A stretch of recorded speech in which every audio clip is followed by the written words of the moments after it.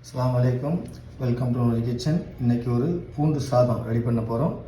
அதை எப்படி ரெடி பண்ணுறதை பார்ப்போம். ஃபஸ்ட்டு ஒரு மிக்ஸி ஜாரில் ஒரு 5-6 பல் பூண்டு, ஒரு கொத்து கருவேப்பிலை, 1 டீஸ்பூன் அளவுக்கு தனி மிளகாய்த்தூள், தேவையான அளவு உப்பு, எல்லாத்தையும் சேர்த்து லைட்டாக க்ரஷ் பண்ணி எடுத்துக்குவோம்.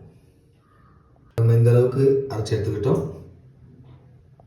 அடுத்ததாக ஒரு கடாய் அடுப்பில் வச்சு கடாய் சூடானதும் இதில் ஆயில் சேர்த்துக்குவோம். ஒரு 4 டேபிள் ஸ்பூன் அளவுக்கு ஆயில் சேர்த்துக்குவோம்.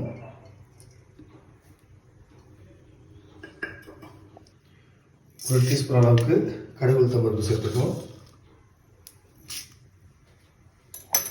கொஞ்சமாக கருவேப்பிலை சேர்த்துக்குவோம். நம்ம அரைச்சி எடுத்துக்கிற மசாலாவை இதில் ஆட் பண்ணிக்கணும்.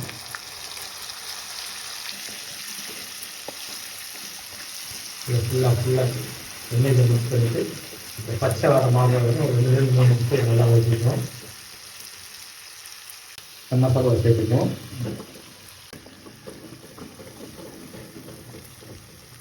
எல்லாத்தையுமே வேக வைப்போம். இந்த ஸ்டேஜில் நம்ம வடித்து வச்சுருக்கிற ரைஸை ஒரு கப்பில் சேர்த்துக்குவோம். சேர்த்துட்டு எல்லாத்தையும் ஃபுல்லாக மிக்ஸ் பண்ணிக்குவோம். ஒரு அருமையான பூண்டு சாதம் ரெடி ஆகிடுச்சு. இதை ஒரு பிளேட்டில்